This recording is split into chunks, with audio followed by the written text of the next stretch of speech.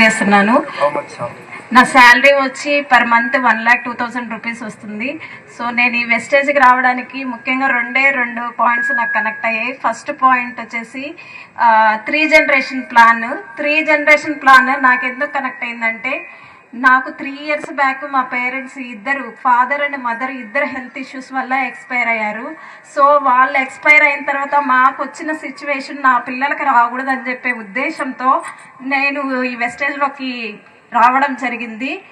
ఇట్లాంటి సిచ్యువేషన్ ఎవరికి రాకూడదు. నా పిల్లలు నాకంటే ఇప్పుడు నా సరౌండింగ్స్ మా పెదనాన్నలు, పిన్నిలు, బాబాయిలు ఉన్నారు. వాళ్ళు మమ్మల్ని చూసుకుంటారు, కానీ నా పిల్లల్ని చూసుకోవడానికి అట్లాంటి వాళ్ళు ఎవ్వరూ లేరు.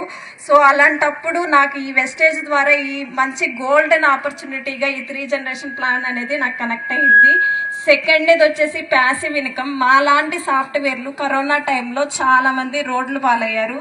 ఎందుకంటే ఇప్పుడు ప్రజెంట్ ఉన్న సిచ్యువేషన్లో కూడా వచ్చి మా సాఫ్ట్వేర్ జాబుల్ని అంతా రీప్లేస్మెంట్ చేస్తుంది, లే ఆఫ్లు అంటున్నారు. అప్పటికప్పుడే వితిన్ 5 minutesలోనే రిజైన్ చేసి పంపిస్తున్నారనమాట. అలాంటి సిచ్యువేషన్లో నాకు వస్తే ప్రజెంట్ నేను సాఫ్ట్వేర్గా వర్క్ చేస్తున్నాను. ఉన్న కంపెనీ కాకుండా వేరే కంపెనీ చేంజ్ అవ్వడానికి కూడా సర్చ్ చేస్తున్న ప్రజెంట్ అప్పుడు నాకు ఎన్ని రౌండ్లు ఉంటాయంటే 5 rounds క్వాలిఫై అయితే కానీ మాకు జాబ్ కన్ఫర్మ్ అవ్వదు. అలాంటి సిచ్యువేషను ఇప్పుడు ప్రజెంట్ నాకైతే ఉన్న మాకు